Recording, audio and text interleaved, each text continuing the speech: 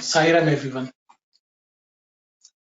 The last time, 2 weeks ago, when we had the study circle, the topic we were discussing was Swami is telling us that we should make sure that our thought, word, and deed are devoid of 10 sins which they are prone to commit. And Swami goes on to let us know what those 10 are. 3 with the body, 4 with the speech, and 3 again with the mind or the thought. And that's where we were. I think we can continue from that point onwards. So I'll ask Sister Kalyani to read, please, Saira. Chapter 4. Promote the welfare of all beings. The meditator, Dhyani, considers the realization of Atmic bliss as important, but the promotion of the welfare of the world is also an equally important aim. For carrying out that aim, one must bring certain physical, verbal, and mental tendencies under control. These are usually known as the 10-fold sins, the 3 physical, the 4 verbal, and the 3 mental. The physical tendencies are injury to life, adulterous desire, and theft. The verbal sins are false alarms, cruel speech, jealous talk, and lies. The mental attitudes are greed, envy, and denial of God. Eschew the 10-fold sins. The person intent on following the path of meditation must take every care that these 10 enemies do not even approach. They have to be eschewed completely. The person needs tendencies that will help progress and not those that drag back. One must speak and act only good, Shubha. For good alone is auspicious, Mangala, and the auspicious alone is Shiva. This is what the scriptures, Shastras, also say. The good is the auspicious is the spiritually helpful. The good is the instrument for merging in Shiva. Okay, thank you very much, Kalyani. So as we can see, Swami is, sorry. So as we can see, Swami is telling us that just doing meditation and hoping that we reach the Lord and experience Atmic bliss, that by itself is not sufficient. There is some more thing which we have to do. And he goes on to talk about the effort which we have to take to avoid the sins. Because generally there is a misconception and that, if we do sadhana, all our bad qualities will somehow fall away.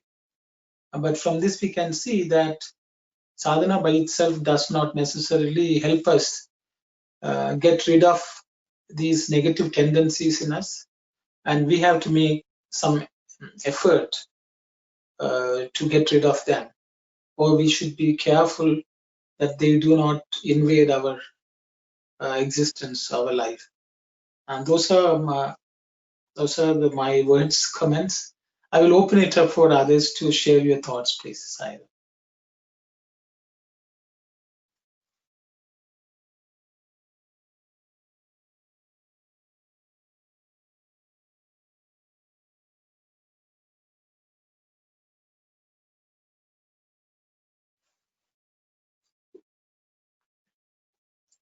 I guess it's because it's pretty straightforward. I think maybe there is nothing much for anyone of you would like to comment on. So we could proceed further, and if there's anything anyone has, you can always talk about it, say anything. So, Sister Kalyani, we could move, I guess. Hi, Ram. I have a question here, Brother Arno. Swami is talking about Shiva, that is Mangala, and the Subha.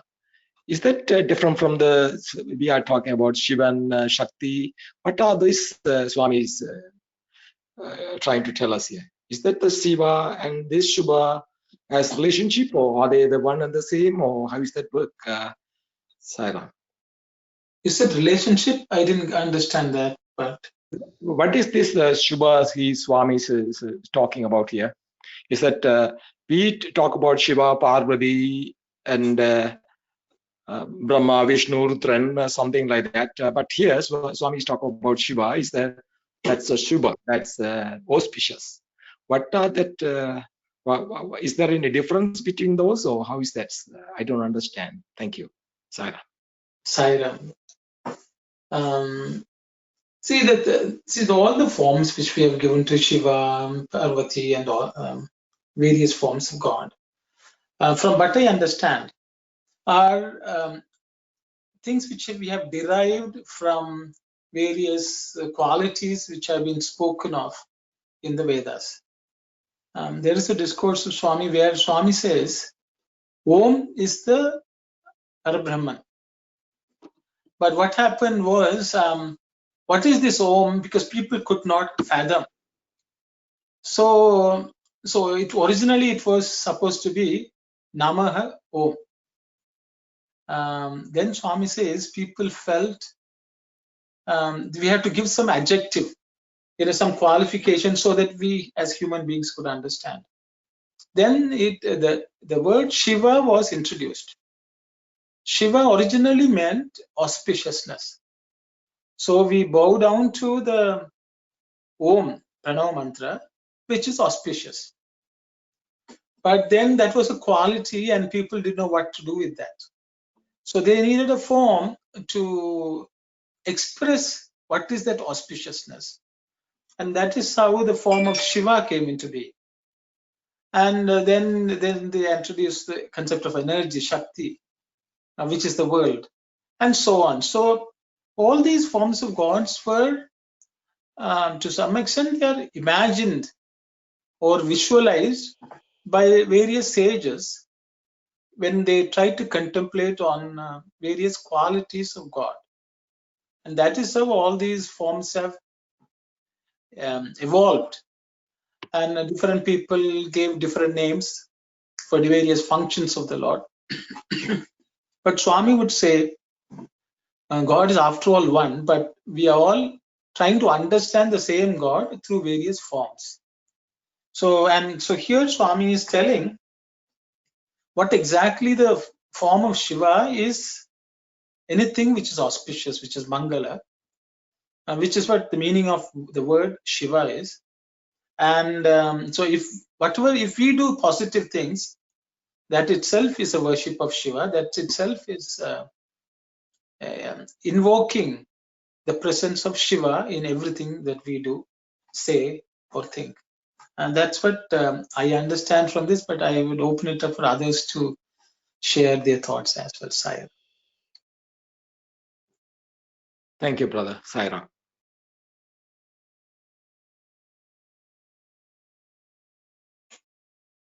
Okay, just to extend, that's why, people have arguments, is it Shiva's incarnation or is it Vishnu incarnation?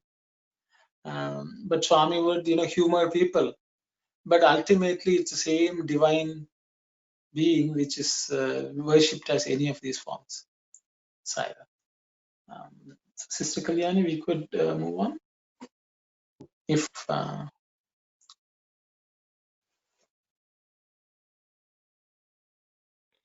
Sorry, I also have a follow-up question, not on this aspect, but when Swami is talking about the promotion of the welfare of the world, What is that Swami is trying to tell us here? The welfare of the world, in what aspect this welfare of the world Swami is talking about it here? So I would again open it up for anyone to comment on. I think that's a good question, brother. Anyone who would like to comment on that, please? Sairam, it is always understood in Baba's discourses, welfare of all beings, the title is welfare of all beings actually. So each being, it could be animal or plants or human beings. So our duty, Baba saying in this Dhyana Vahini, Baba saying, it is our duty to look after the welfare of all beings in nature. It is duty, because we are getting from their help, we are benefited from them. So it is our duty to see the welfare of other beings. So welfare in the sense, that's a question I think. Welfare, the basic needs, say some are hungry, some people are starving 365 days, so we have to feed them. That's welfare. And education, intellectual, and spiritual. So physical, mental, intellectual, spiritual things we have to take care of others. That's our duty. And the most important thing, as other sages, according to them, that spiritual upliftment is most important, because the hungry, the person eats food and then again he is hungry. So the whole world follow adharma and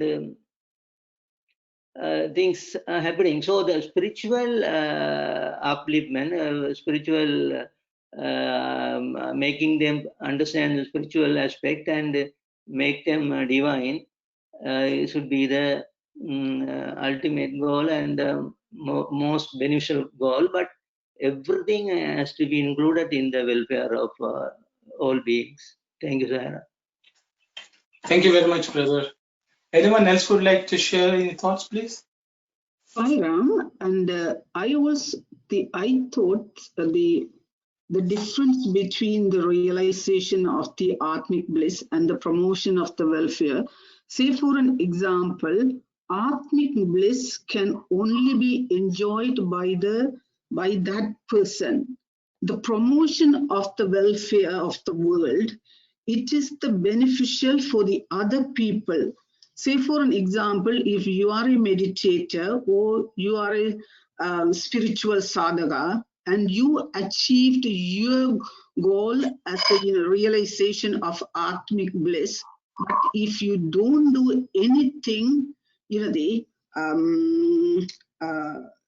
any kind of the good things to the world, that is also, in my in my personal view, only half. You enjoy the bliss yourself, but you don't share with that the advantage to the other people. That's why Swami said that there should be a balance between your ananda or your atmic bliss, and also that should help the promotion of the welfare of the world by achieving all that the 10-fold sins. If you don't have those, your all your the achievements or all your things are towards the worldly, or all those things, it will be towards the promotions of the welfare of the world. If half of the parts are missing, then you wouldn't achieve the fullness. That's my understanding. Not only you enjoy the bliss yourself, you also give out something to the world.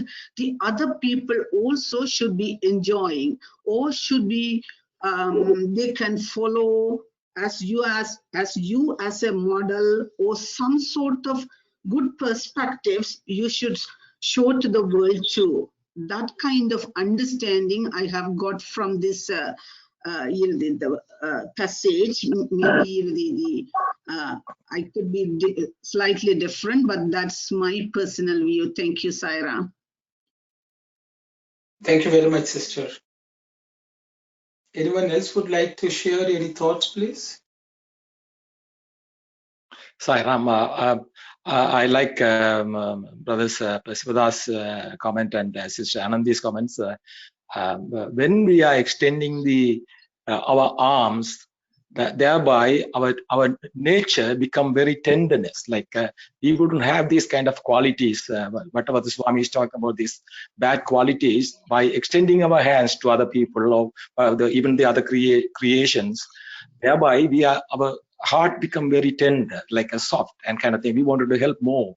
And like Sister Anandi was mentioning, even Ramakrishna Paramahamsa, when Vivekananda was in meditative state all the time, he told him, hey, you are enjoying and being the meditation. That is not the only job you have to do. You have to help the world.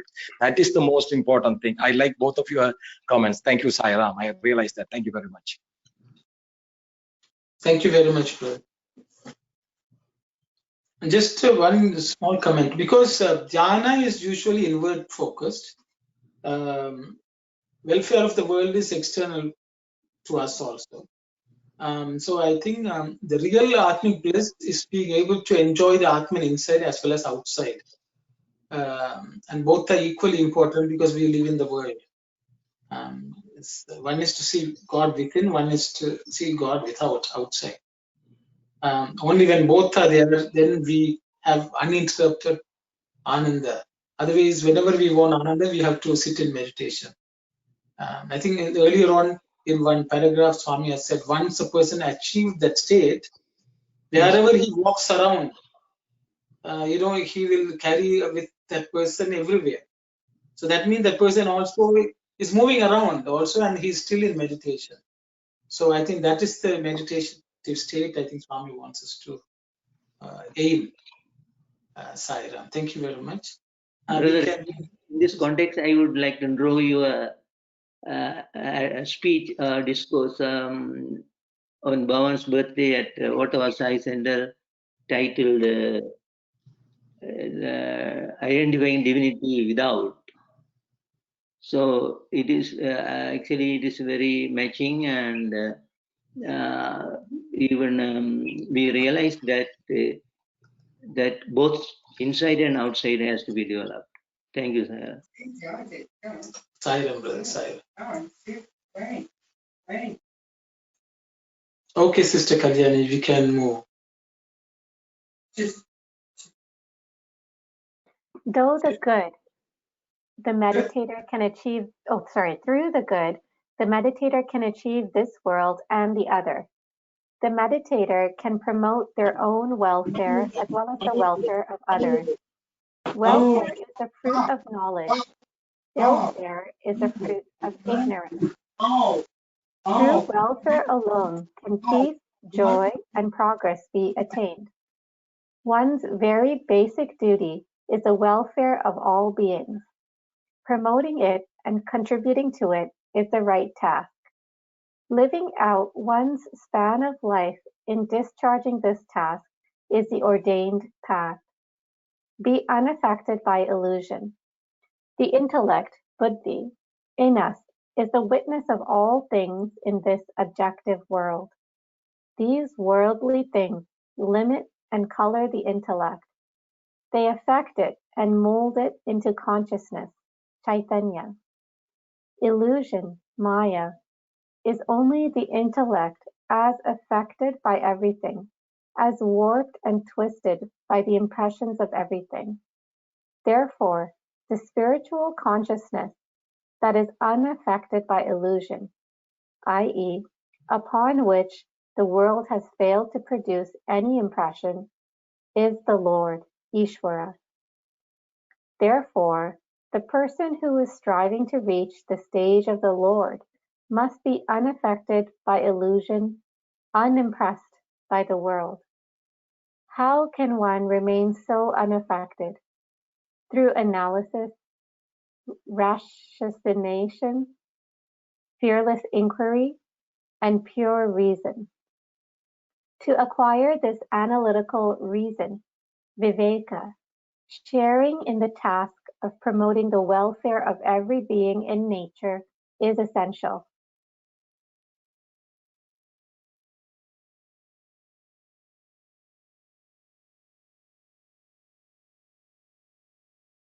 Oh, sorry, Ram Uncle, you're muted. Thank you.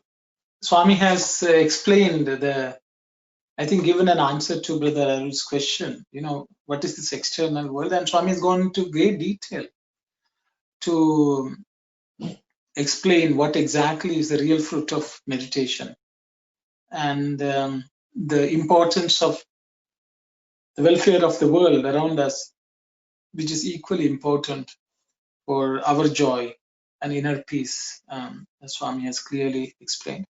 And then Swami also is talking about what exactly is illusion, and he has given a nice definition of illusion as an intellect which is affected by everything around it in this world. Swami calls that Maya. I thought that's very interesting. I think those are some points which I thought I will just highlight. I will open it up for discussion, please. Saira.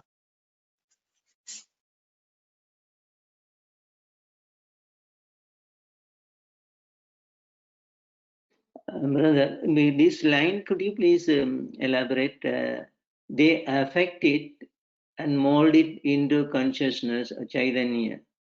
This line, I can see it in an angle, but I don't know the real meaning. Could you please elaborate? Or you can refer to Telugu also. Yeah, so I think Mani Auntie is also here. Auntie, I don't know whether you have the relevant section.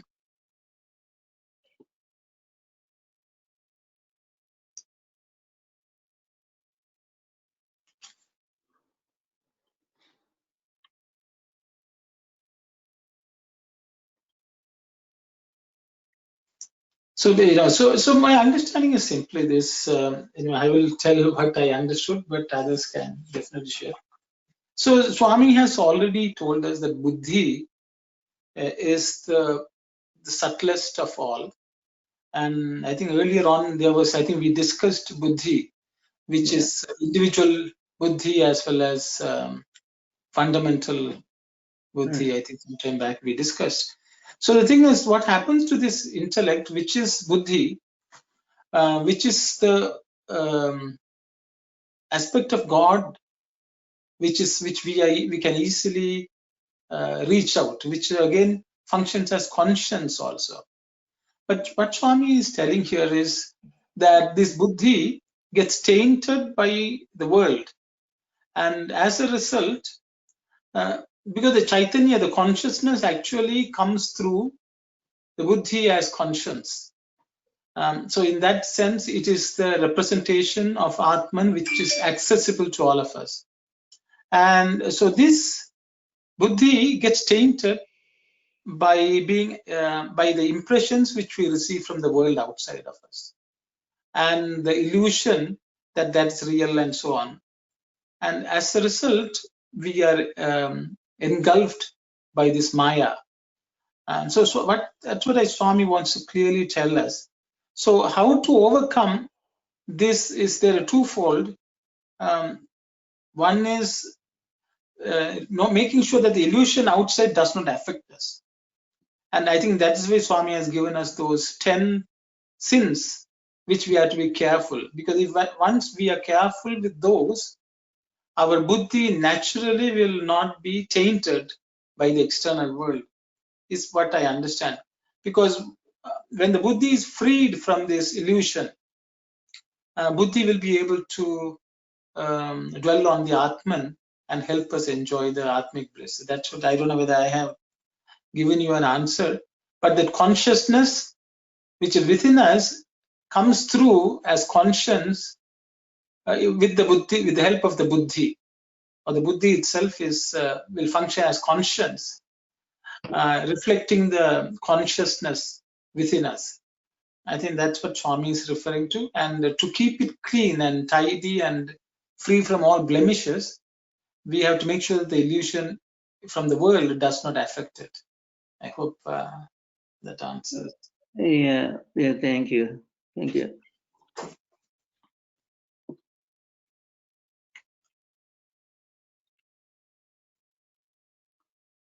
So, Sairam brother, so that means, so we have to train our bhakti, what is the real and what is not real.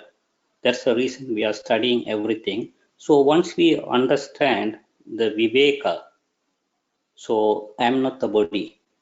So once you understand that one, we can be part of the welfare of the world too, because we are not going to take the action of the fruit too. So we are not gaining anything of the action of the fruit. So that is my little bit of understanding too. Thank you, brother. Thank you, Sairam. Sairam, in the last passage, Swami is telling that through analysis, ratiocination, fearless inquiry, and pure reason. The other words we would be able to understand what is analysis, what is fearless inquiry, and what is pure reason. What it really meant by that ratiocination.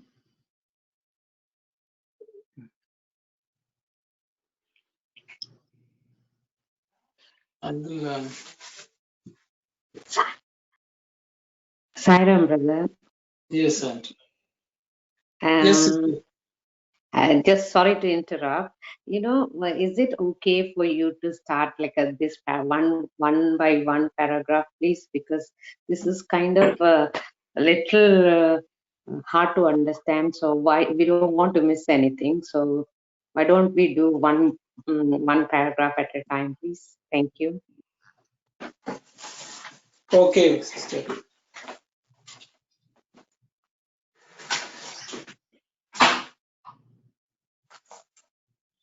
Okay, we can start from the. I think first I would say, sister was asking about the meaning of ratiocination, so I thought I would just speak about that.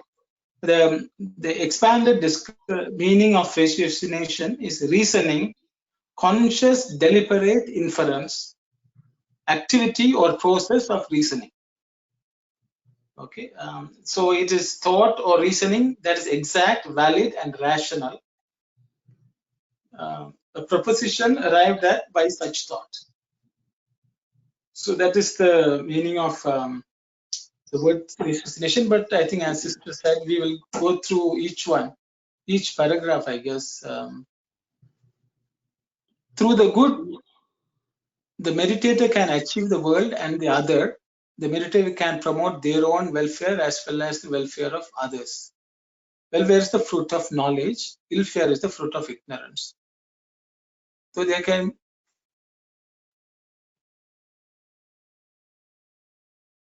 welfare alone can be peace, joy, and progress be attained. Only one's very basic duty is the welfare of all beings. Promoting and contributing to it is the highest right task. Living out one span of life discharging this task is the ordained duty. So Swami is talking about kartavyam. That's the word Swami has used. So I think everyone should be fine with this if we just talk about this paragraph. Yeah. So what Swami is saying is, the real knowledge means welfare of the world as well as welfare of us. So through our actions, no harm can come. not only no harm can come, I think everyone will benefit. And I think Swami, because sometimes people who meditate may have the feeling that it is individual and more or less selfish goal, and Swami is putting a stop to that kind of thinking, is what I understand. Sorry, from this, I don't know if anyone would like to comment on these. Please go ahead. Brother, Arul's example, not Arul's quoting that Swami Ramakrishna scolded Swami Vivekananda, are you going to be selfish like others, meditating and all the time? So I thought you are a generous person, and I thought you will go around and benefit, do your benefit actions to the world. So but some people, might think that there are a lot of sadhus meditating in the caves or Himalayan ranges, and they are absorbed in that. So what about them? So the answer is that they are totally for it, and when they do the meditation in the cave, and their power penetrates through the cave or the Himalayan ranges and come to the people and benefit spiritually. That is the explanation. But people like us, if we sit in the room and or meditate, definitely it is not going to benefit us and others, definitely. So we are not going to improve. So that's what Baba is saying, that okay, help for your own benefit, at least for your own benefit, help others. But the Baba here says duty is our duty. So that's what so far, whatever the way that we could do, we have to do some hand outside and help them. Thank you, sir. Thank you very much, brother. Sairam, I would like to add what Brother Shivadas. The same way, I think someone asked Bhagawan Ramana Maharishi, and also the same question, and he said by sitting in one place or in a cave or whatever, and by meditating,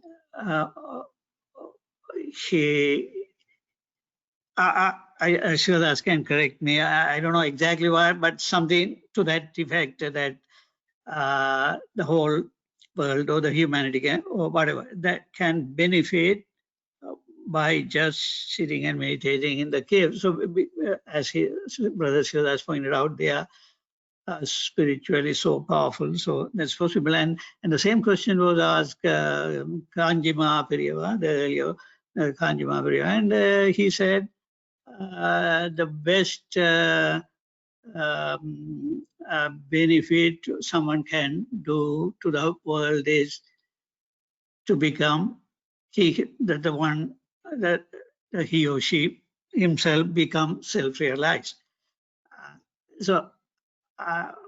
But at the same time, Swami has told, when you sit for meditation, if you hear a cry of agony, get up and go and help. So this is what Brother Shivadas has said. I'm just putting these also to connect to those thoughts. Thank you very much, brother. So, Sairam, brother, I would like to add a point.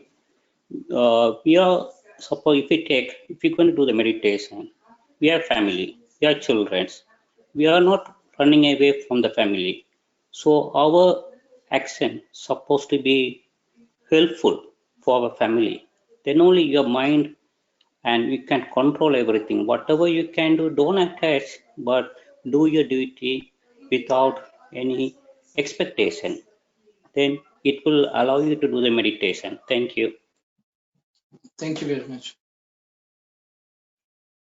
Sai Ram, I have also comment to Brother Sivadas. He was Brother Sivadas was talking about the sadhus, those sages. They are meditating in the caves and Himalayas, those places.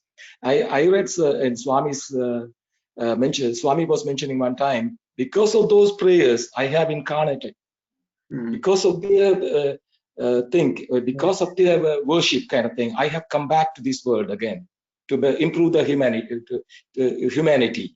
So that's it's not wasted. It doesn't mean they are simply sitting there and doing nothing. It's not for their self-realization, for their own purpose, but it is for the betterment of the whole world, I would say. Because Swami has incarnated, because of him, see the tremendous knowledge and people have gathered throughout this throughout his lifetime, and even beyond that, we are going to carry this.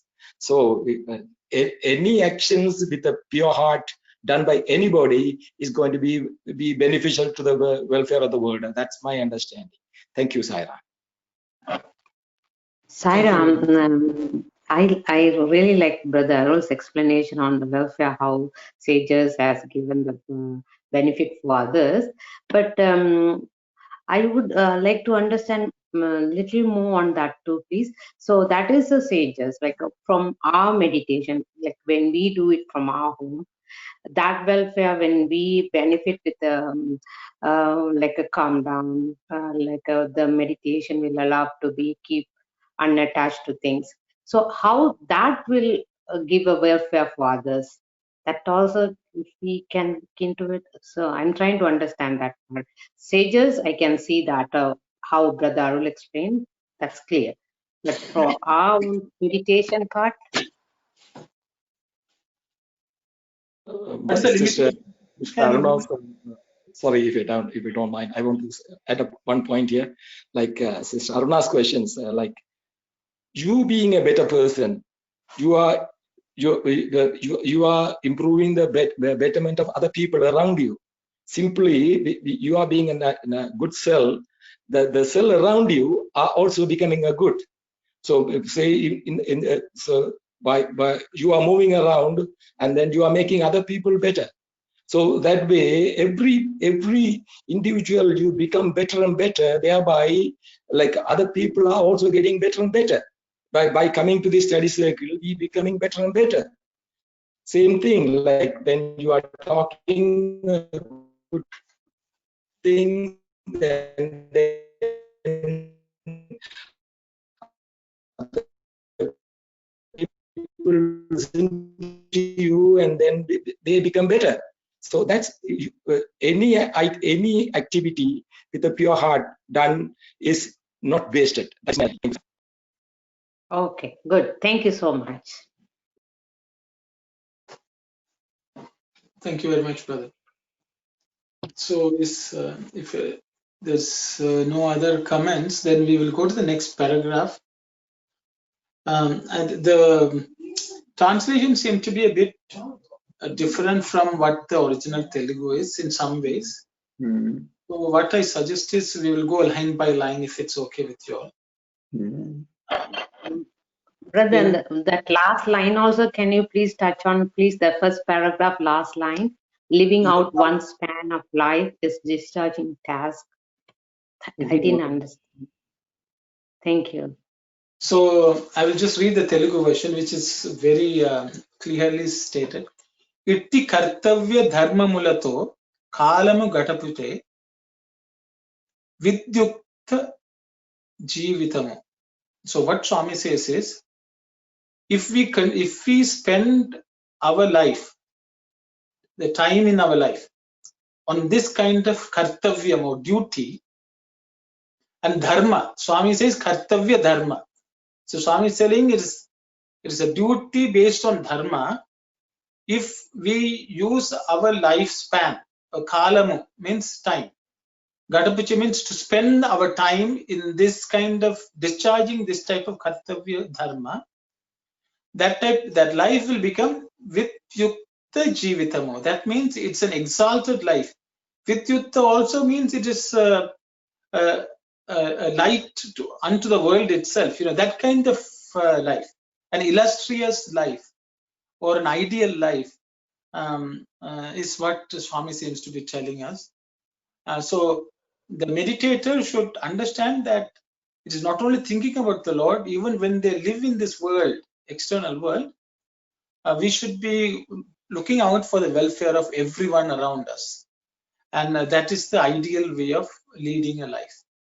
And so that's why I think living out the span of life is that kalam. How do you live? Gadapuchi means to spend.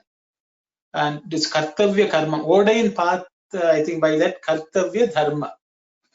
So the duty, the dharmic duty of every person who meditates, I think that's what Swami is saying.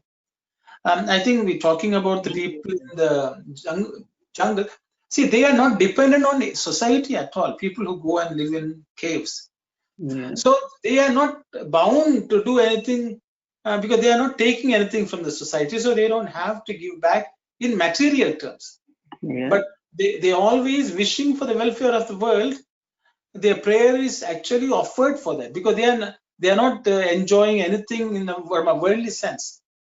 So to that extent, they are being fair. But when we live in this world and we are enjoying the service and the products which others have produced, then it is our duty. It's a kartavyam, dharmic duty, to share the burden of looking after the world along with everyone and helping others just the way others help us. So I think that's what Swami is trying to tell us. Thank you so much. Thank you so much. Sairam, even a small point I want to add on this one. Swami, in this particular context, Swami referred to the meditator as the ordinary people, as we are the meditators. And even Swami clearly indicated the meditator can promote their own welfare as well as the welfare of others.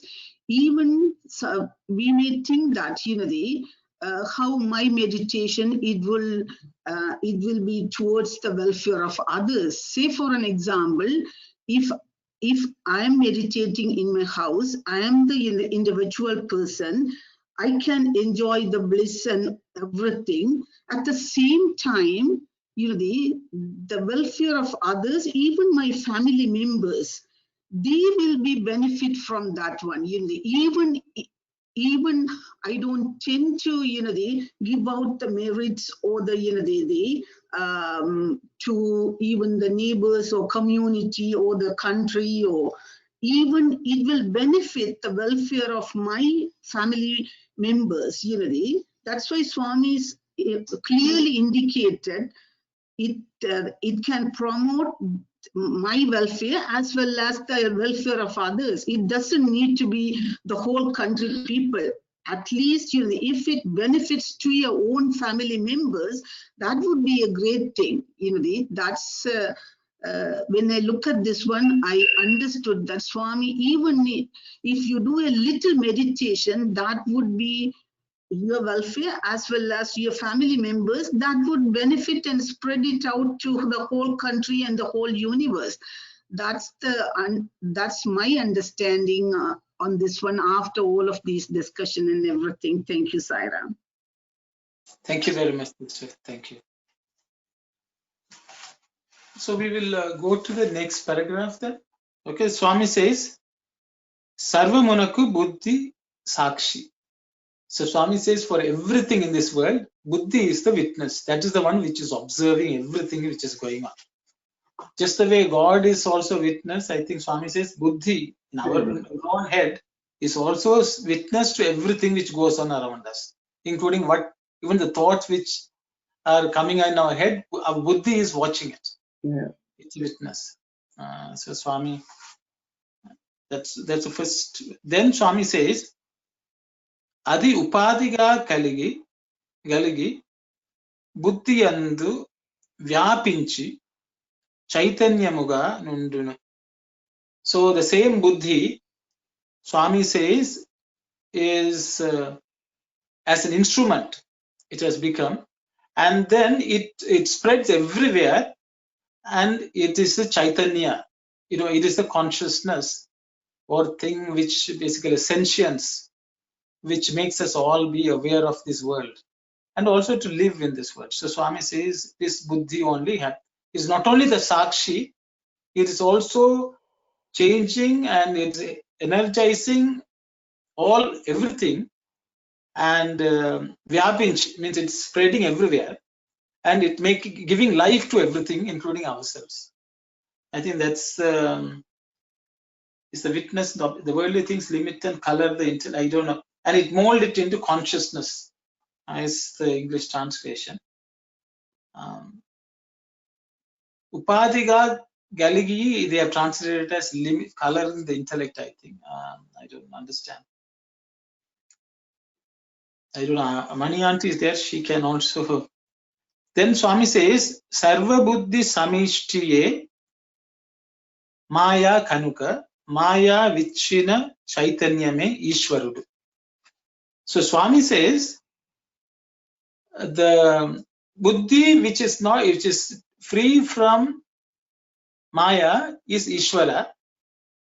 But when the collection of all these buddhis in this world is Maya, that is my understanding. So, which is what illusion is only in intellect affected by everything.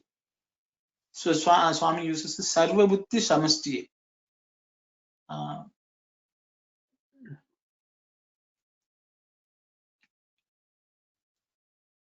Sairam.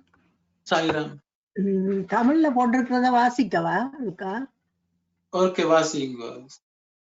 நமக்குள்ள இருக்கும் புத்தி இப்புறவுலகில் உள்ள எல்லாவற்றிற்கும் சாட்சி. புறவுலக புத்தியை தன் அளவுக்கு குறுக்கி தன் வண்ணத்தை அதன் மேல் பூசுகிறது. அவ்வாறு மாறுபட்டதே புற உலகுணர்வான சைதன்யமாகும். மாயை என்பது ஒவ்வொன்றின் பதிவுகளாலும் வேறுபட்டு கோணலான புத்தியே ஆகும். புத்தி அல்லது சைதன்யத்தின் எந்த அம்சத்தில் உலகு எந்த பதிவையும் ஏற்படுத்த இயலவில்லையோ, மாயையால் பாதிக்கப்படாத சைதன்யம் எதுவோ அதுவே ஈஸ்வரன். ஆகவே ஈஸ்வரனை அடைய விரும்பும் ஒருவன் மாயையால் பாதிக்கப்படாமலும் உலகின் பதிவுகள் படாமலும் இருக்க வேண்டும். இதை எப்படி அடைவது? அலசி பார்த்தால், ஆராய்ச்சி செய்தல், பயமற்ற விசாரணை, தூயதான காரிய காரண விவாதம் இவற்றின் மூலமே சாத்தியமாகும். இத்தகைய மதிநுட்ப விவேகத்தை பெறுவதற்கு இவ்வுலகில் உள்ள ஒவ்வொன்றின் சேம நலத்தையும் முன்னேற்றும் பணியில் பங்கு கொள்வது அவசியம். சைதன்யம் வந்து ரெண்டு இதுல வருது. சைதன்யம் அதாவது புற உலகத்தை, அந்த விளக்கத்தை ஒருக்கா சொல்லுங்க. சைதன்யம் ரெண்டாக காட்டப்பட்டிருக்குது. புற உலகத்தை தண்ட சைதன்யம் உண்டு, மற்றது ஈஸ்வரன். நாங்கள் நினைச்சு கொண்டிருந்தது இவ்வளவு காலம் சைதன்யம் உண்டா ஈஸ்வரன் அதுக்கு மாறில்லையண்டது. Sairam. Sairam. So I guess okay, thank you. So I think Swami is talking about okay, yeah.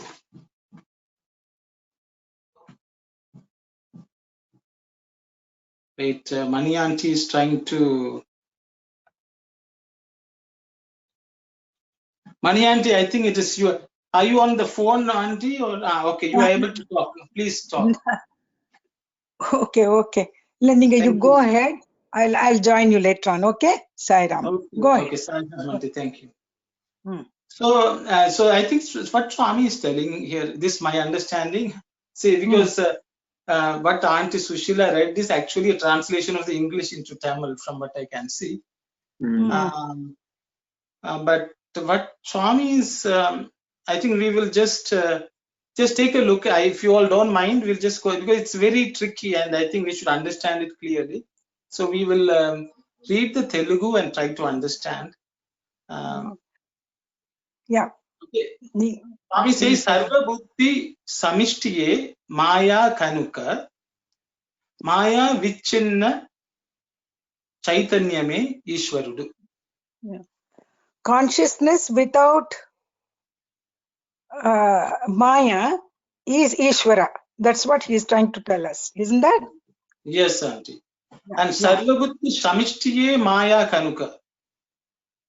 You mean the whole intellect, the total samashti intellect is Maya. Swami is saying that. Yeah. So basically what Swami is saying is the collection of all the buddhis in this world, that creates Maya. But when this Maya is removed, what stands apart is only Ishvara. So to some extent, Ishvara becomes the consciousness, and when it's engulfed in Maya, it becomes Chaitanya.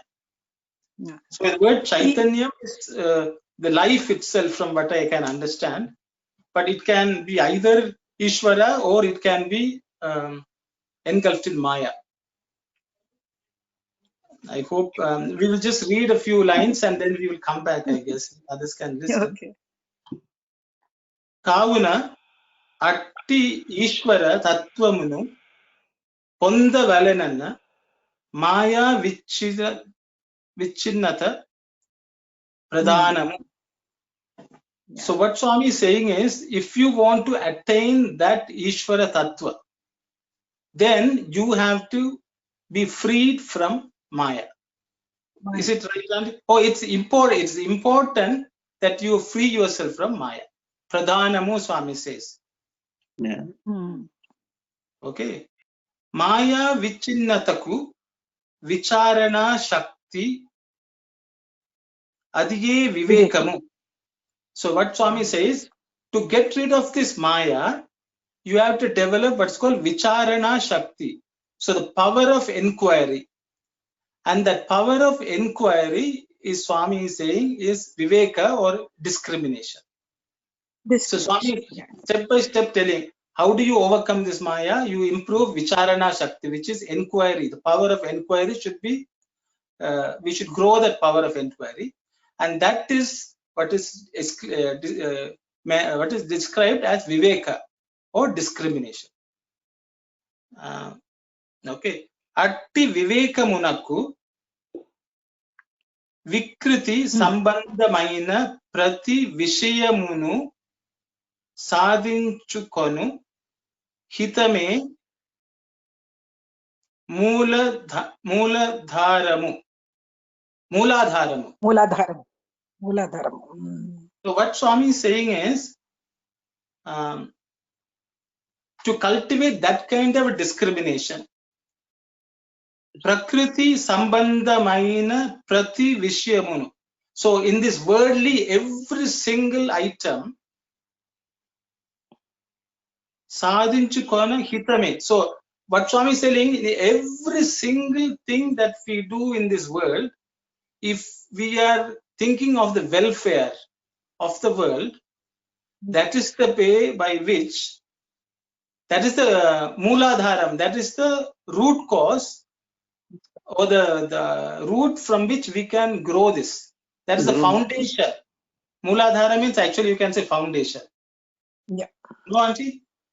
Yeah, exactly. So Swami says, looking after the welfare in every single thing and every single person and wishing their welfare is the foundation on which we can build this discrimination. Yeah. Okay. Yeah.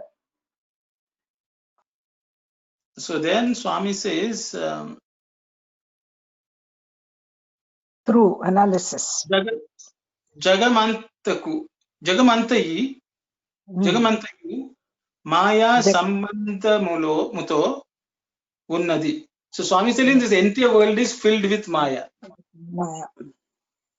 Andukaniye Jagattu Satyamani Delpiri. Okay, I'll go back to it. Andukaniye Jagattu Satyamani Delpiri. So Swami says, because this entire world is filled with Maya, that is why they say it is Satyam. Aite Jagattu Asatyamani Telisi Konnanta Matrame. Matramunu Gani Manalo Konni Lopamalu, I don't know, Auntie. One nimisham. Are you able to hear me? I'm having some difficulty with this cell phone. We can hear, Auntie. We can hear. We can hear you? Yeah, Okay. Yes. ஒரு நிமிஷம் அதை படிச்சு சொல்றேன். Okay. அது எந்த சொல்லு second பேராகிராஃப்ல இருக்குன்னு நினைக்கிறேன். இது மறந்து போச்சு. போறது. This is in the fourth this thing இல்ல பிரபோத fourth தானே? Fourth chapter, about third paragraph and third or fourth paragraph. ஒரு நிமிஷம் நீ Swami சொல்றது, what he is saying is, this buddhi is enveloped in with the Maya. When it envelops, the buddhi is enveloped with the Maya, we are, what does he say again? Fourth one, yeah, okay. Bangaru. இங்க இருக்கு. கர்ம ரீதிகா சமான். என்னுடைய small போன்ல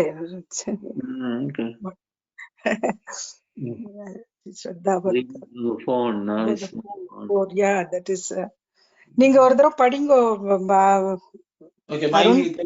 Okay. So Swami says, Manalo Konni Lopamulunnavani Telisi Konnanta Matramuna Gani Manavulu Uttama Satya Vadalini Padanini Chera Jaladu. என்ன fourth chapterல எனக்கு கிடைக்க மாட்டேன்றது. பரவாயில்ல.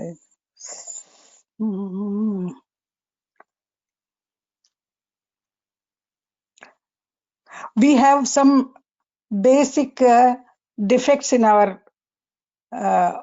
our heart. So basic some defects in us. That's what Swami is saying,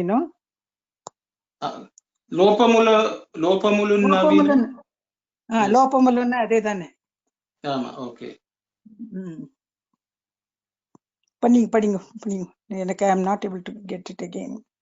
So what Swami is saying is, until and unless we realize that in us there is this, the lopamula means some defects. And until we find those defects in us and clear them, we cannot reach the state of Godhead. Manavulu Uttama Satya Padavini Chera Jaladu. So we cannot until, so basically what Swami says, our buddhi, we should all understand that our buddhi is engulfed with Maya because it is tainted by the world. So even though naturally it is Ishvara Tattvam which is there, unless and until we overcome this Maya by removing the smallest defects by which our buddhi is affected, we will not be able to reach God.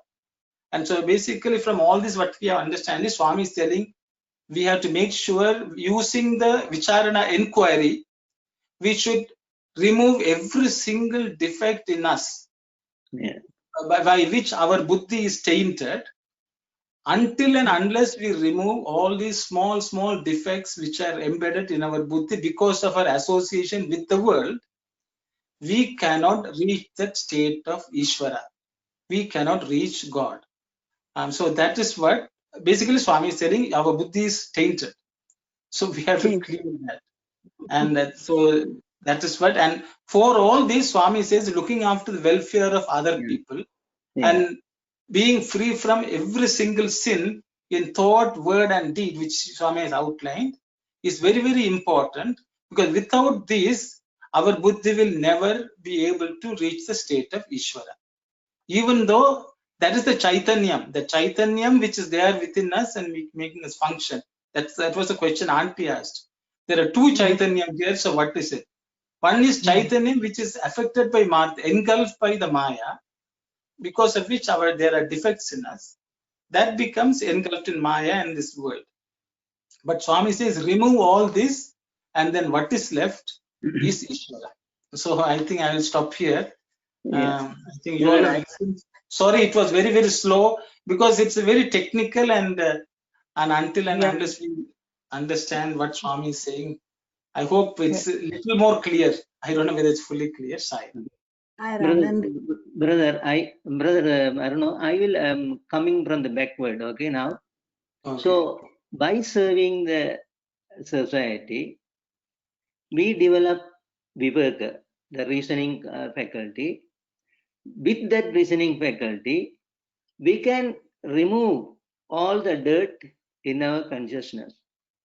So unless only after that, we will reach the state of Ishvara state.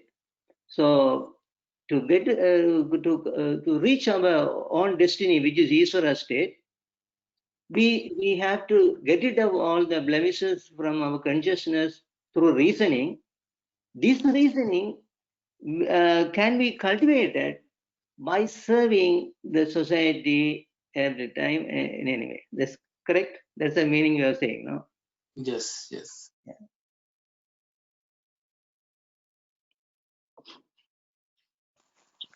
The whole Arun.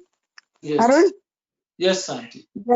జగమంతయు మాయా సంబంధముతో ఉన్నది, అందుకనియే జగత్తు సత్యమని తెలిపిరి. అయితే జగత్తు అసత్యమని తెలుసుకున్నంత మాత్రమున గాని మనలో కొన్ని లోపములున్నవి.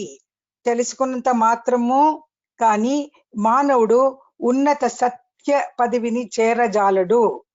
గుణముల అభావము వల్ల వృద్ధి పొందజాలుడు. బహుశా వృద్ధి పొందుటకు క్షేత్ర యోగ్యత కలుగవచ్చును. ఇట్టి యోగ్యత పొందిన క్షేత్రము నుంచి సుగుణములను బీజములను నాటి విచక్షణయను నీటిని పారించవలెను. చాలా పరిపక్వమైన ఫలము లభించును.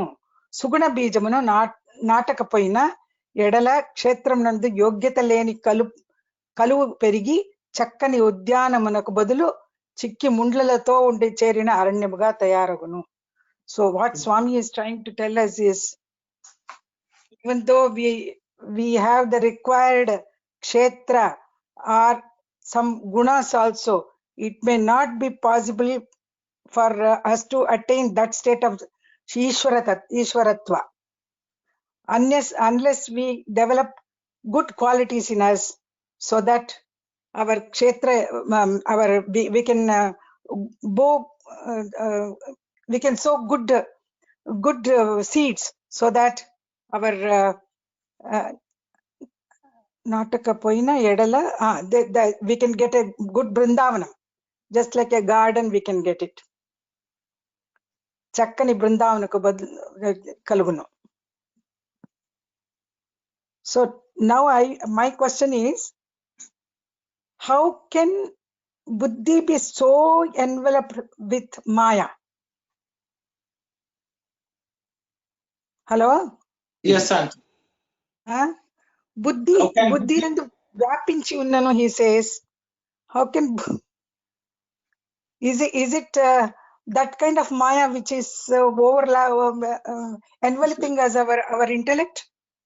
See, Auntie, that's why Swami in the second sentence, if you go to the paragraph, Sarvagunaku Buddhi Sakshi, Adi Upadiga Galigi, Buddhiyantu Vyapinchi, Chaitanyam. Here Upadhi means conditioning. Conditioning, I see. Buddhi is conditioned by Maya. Yes. That is it. Upadhi is conditioning. Okay.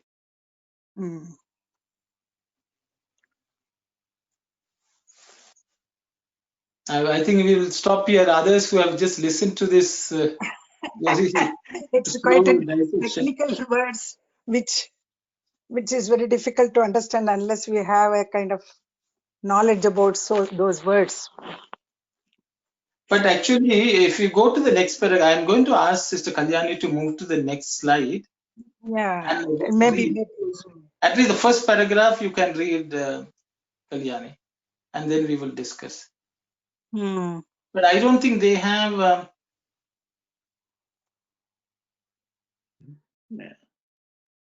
Can you go back?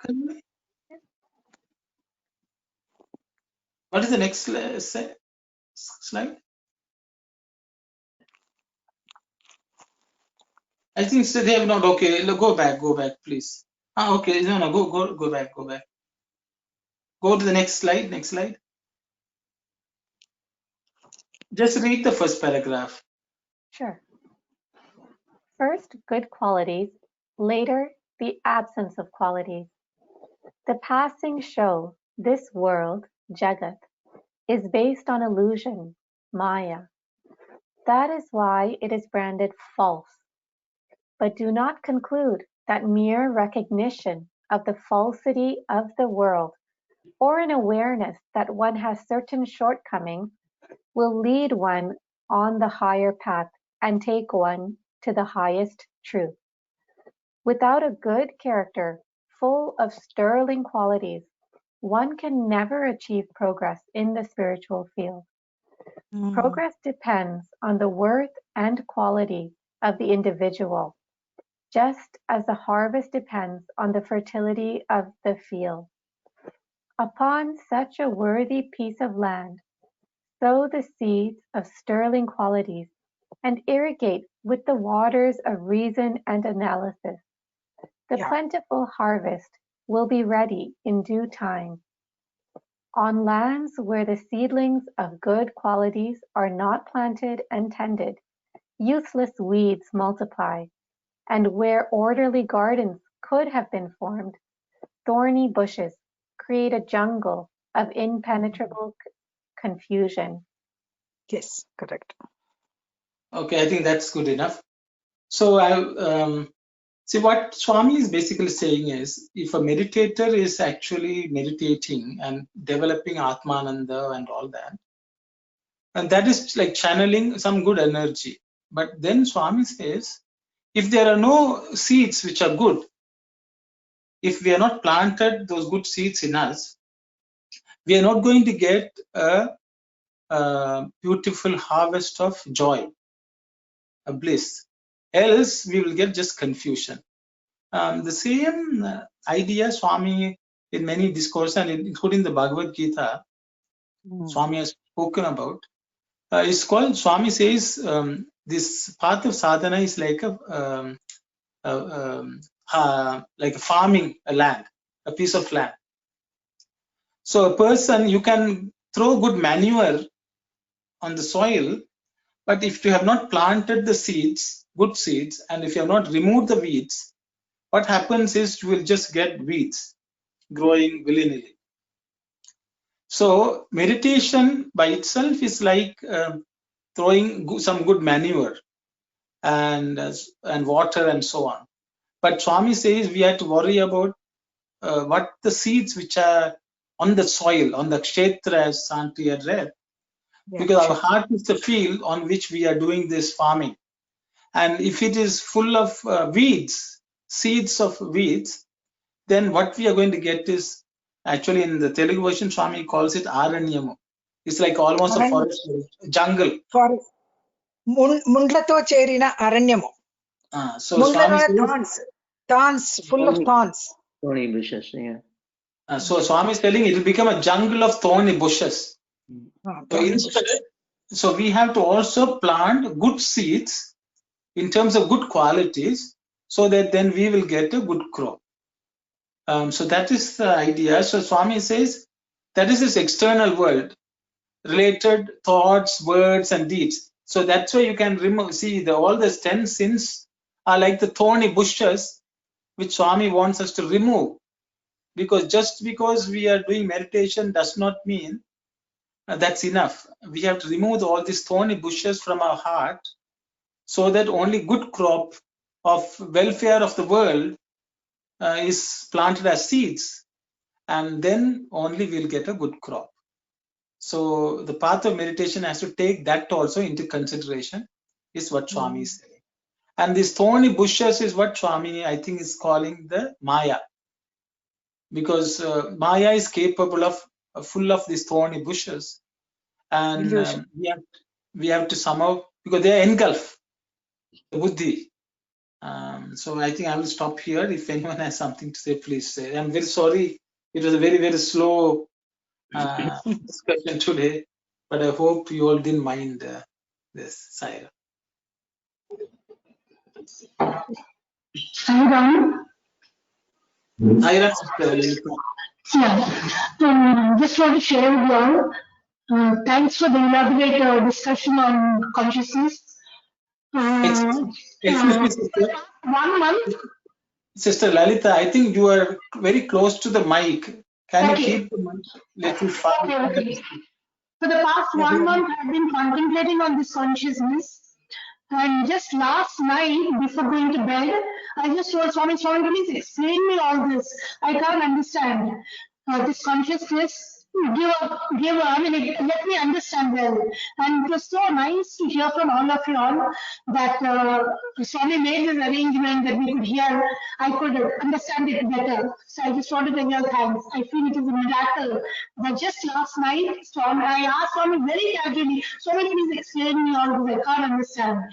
So he made this arrangement and we went more elaborately into this. Thank you, Sairam, once again. Sairam, sister. I hope others heard, and Sister Lalita has been a very silent participant for the past few weeks. At least I have seen her. And she says, she was reading and she could not understand, and she prayed very hard to Swami. Casually. And she says it's a miracle that Swami has made her understand through all our discussions. Thank you very much, sister. Thank you.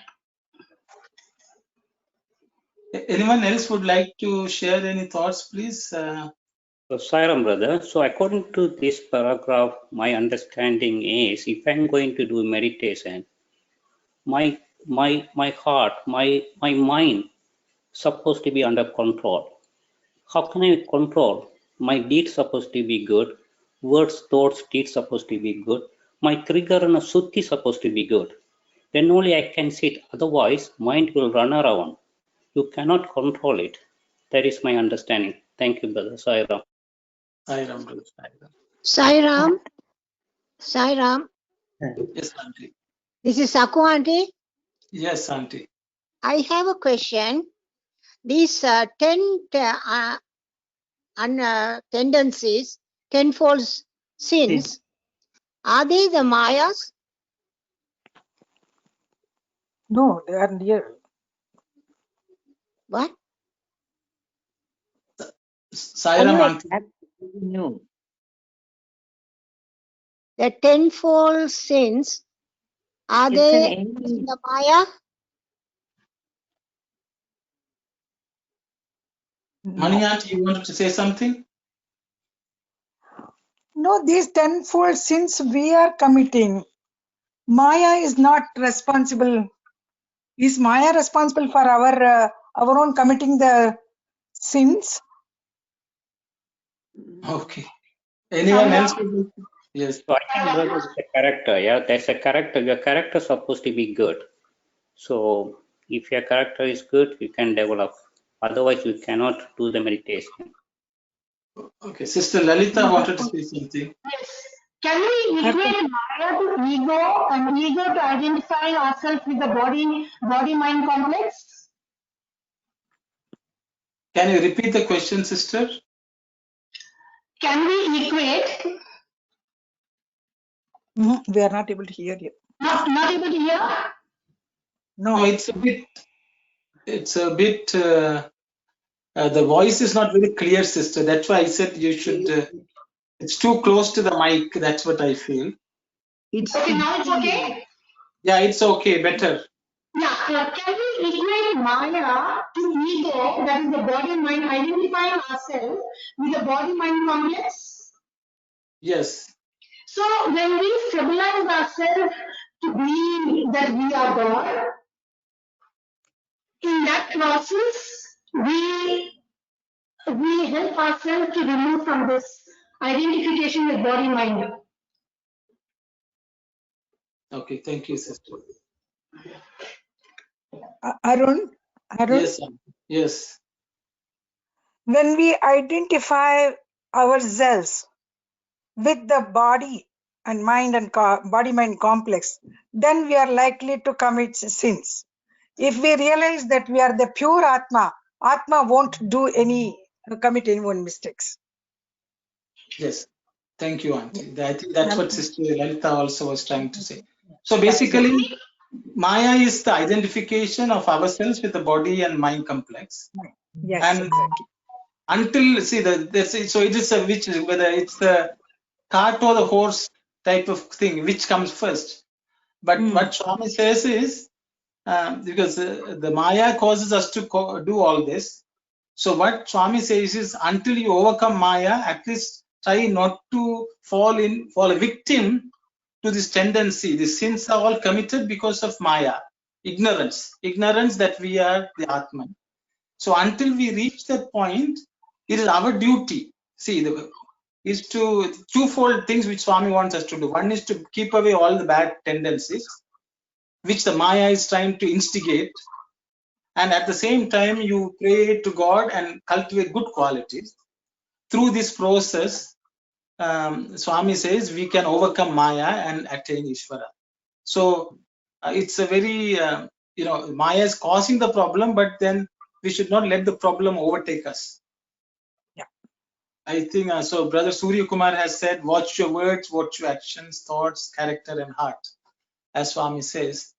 Because that is an equal. So when we think that we are doing meditation, I think ultimately the final point is, when we think we are doing meditation, Swami says, all these cultivating good qualities and keeping our bad tendencies out, removing them, is a part and parcel of this sadhana of meditation.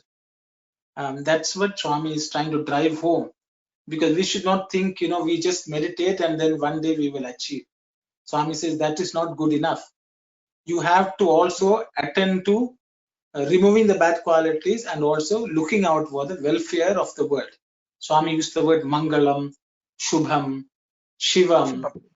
So all this we have to do to succeed in this path of meditation. This is what I sort of understood after all this discussion of ours today. Salam, brother. There's one thing, it's a good discussion. Still, we took a long time, even it's a nice discussion. But, where we started as a meditation, we said how we prepare ourselves for meditation. And we talk about the mind and our body and everything, how we control that. Now we have come to a place to see what we have to look outside and the sins and all kind of things. Can we discuss that for the next time when we come into the study circle, to tie up everything before we move on? Because just to get the clear vision of how much we have gone through this Dhyana Vahini. Thank you, Sairam. Yes, sister. I think we have. We will now. We have some clarity. So we will go back and contemplate, maybe reread the Vahini, and we can continue from here at our next session. That's true. That's my view as well, Sai. Anyone else has something to say? It's about 4:50. Thank you, Aruna. I don't know. Thank you very much. Thank you. So thank you. I think we will close today. I hope none of you were not disappointed with the discussion today, but it is a very tricky one. I think it's better we understand it clearly as we move on. So we will close today. Next session will be using a platform Zoom. Okay, we will be sending out the links by Monday, Tuesday, because there are some advantages to having Zoom, and people are more familiar with Zoom than GoToMeeting. Yeah, correct. It is less technically challenging also, from what I understand. So we are moving to Zoom. We will send out the link on Monday, so you all can test it out and be ready. You may have to download if you don't have Zoom or anything like that. Hopefully you don't run into any problem, but next session will be on Zoom, and we will send our phone numbers also to you. If you are running into any technical difficulties, you can call and we will try to help out. So that's all I have today to say. We will close with Samasta Loka and Shanti Shanti. I hope if you all have anything, you can email or you can send us a text message. We will send out our phone numbers. Okay, thank you very much. And Sai Ram. I will close with Samasta Loka and Shanti. Sai. Om Samasta Loka Sukhino Bhavantu. Samasta Loka Sukhino Bhavantu. Samasta Loka Sukhino Bhavantu. Om Shanti Shanti Shanti. Sai Ram, everyone. Sai Ram. Sai Ram. Sai Ram. Sai Ram.